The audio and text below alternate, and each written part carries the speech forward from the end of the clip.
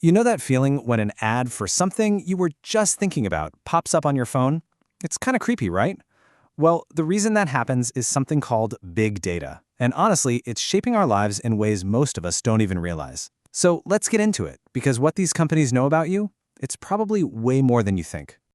So get this. This isn't just some clickbait headline. This actually happened. A guy in Minneapolis storms into his local Target, absolutely furious. Why? Because the store had been mailing his high school daughter coupons for things like baby clothes and cribs.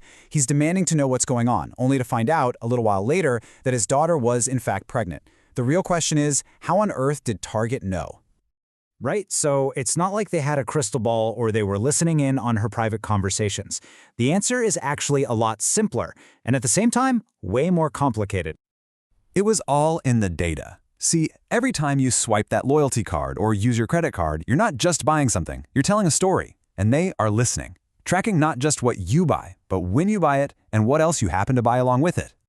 In this case, the teenager had started buying things like unscented lotion, certain supplements like magnesium and zinc, huge bags of cotton balls. Now, on their own, any of those purchases are meaningless, right?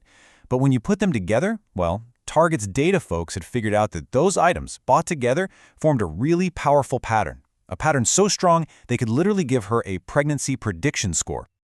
And that, my friends, is the wild world of predictive analytics. It's all about using the data from your past to make these incredibly accurate guesses about what you're going to do next.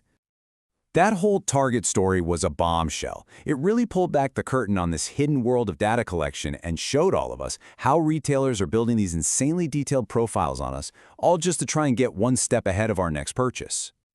But here's the thing. This goes so much further than just your shopping habits.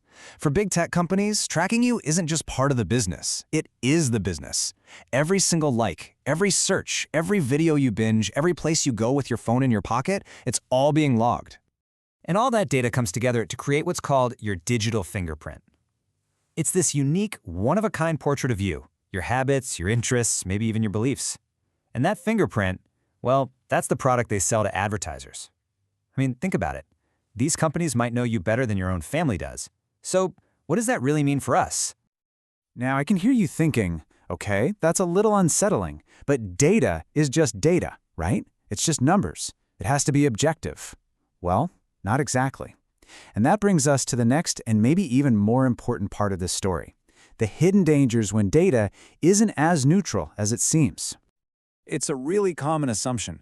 We think, hey, a computer is making the call, so it must be fair. No human prejudice involved. But here's the catch. Algorithms are written by people. And even more importantly, they learn from data that comes from our messy, complicated, and often biased world. And this isn't some new, out-there concern. Way back in 2016, the White House actually put out a report on this very thing. They looked at both sides of the coin, the incredible promise of big data, but also the serious dangers of letting these automated systems make huge decisions about our lives. And this really gets to the heart of it. On one hand, you have the promise, right? The idea that we could use algorithms to take human bias out of things like hiring decisions or loan applications. But then there's the peril. If we're not super careful, these same systems can just learn the biases that already exist in our society and then basically put them on autopilot, locking in inequality for years to come. And trust me, this is not just a what-if scenario. Let's look at a real-world example, an algorithm called Compass. It's a system used in courtrooms across the U.S. to predict how likely a defendant is to commit another crime. And judges actually use these risk scores to help decide things like bail and prison sentences. The stakes are incredibly high. So here's what a ProPublica investigation found back in 2016. The algorithm was often wrong, and it was wrong in a deeply biased way. When they looked at thousands of cases, they discovered that Black defendants who did not go on to reoffend were falsely flagged as high risk almost twice as often as white defendants. It's a perfect and pretty scary example of how a system that's supposed to be objective can end up doing the exact opposite. Okay, so that's a lot to take in. The data collection is massive, the algorithms can be biased, it can feel kind of hopeless, but it's not. You're not powerless here. There are some really practical, simple things you can start doing, like today, to take back some control. So let's make a little action plan. We're going to hit 5 key areas where you can make a huge difference. the web browser you use, how you log into websites, what your apps are allowed to do, how you send messages, and yeah, what you share with the world. All right, first up, and this one's a biggie, your browser. It's your main door to the internet. Now, a browser like Chrome is basically built to be a spy.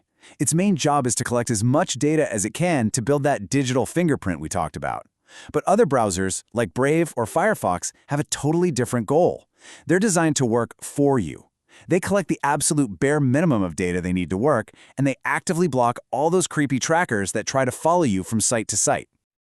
Okay, next up, some quick hits. 1. Stop using those convenient sign in with Google or sign in with Facebook buttons. They're easy, yeah, but they also give those companies a front row seat to your activity all over the world. 2. Go through your app permissions. Seriously, does your flashlight app really need to know your location? Probably not. Revoke that access.